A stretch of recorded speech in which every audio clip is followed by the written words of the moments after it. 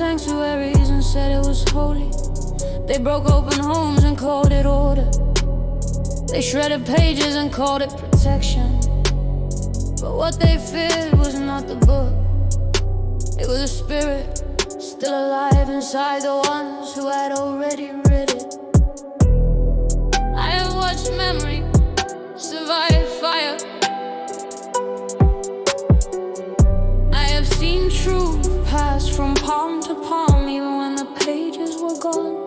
They could not erase what had already been spoken into the bones of those who listened. They burn the books, but they cannot burn the hunger.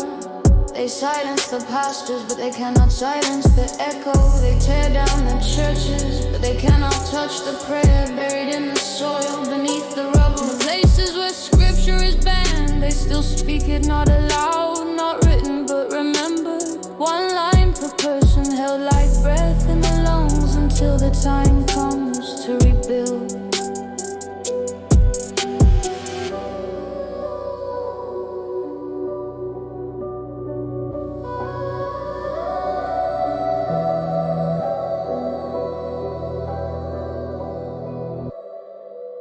I have never smuggled the Bible, but I have hidden verses under my tongue in rooms where people spoke about God like he was a myth. I have been told that some stories should not be read, some lives should not be documented, some faith is too disruptive. They were not protecting God, they were protecting power.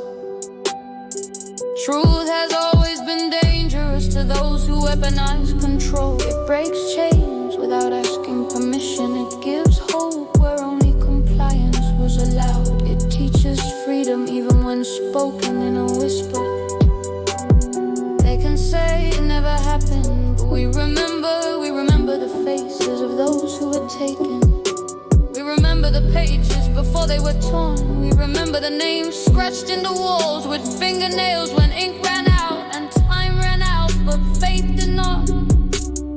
I remember the old woman who taught children how to pray with their hands because their mouths were watched. I remember the man who reads scripture through the rhythm of his footsteps, memorizing lines as he walked to work because carrying a Bible meant change. I remember because it still matters. Even now, when people post verses for applause, there are others who still hold them for survival. So let the censors come, let the fire rage, let the record be wiped clean. We will write it again with our bodies, with our silence, with the way we endure without applause, without defense, without the need to prove anything. Because truth was never dependent on mission.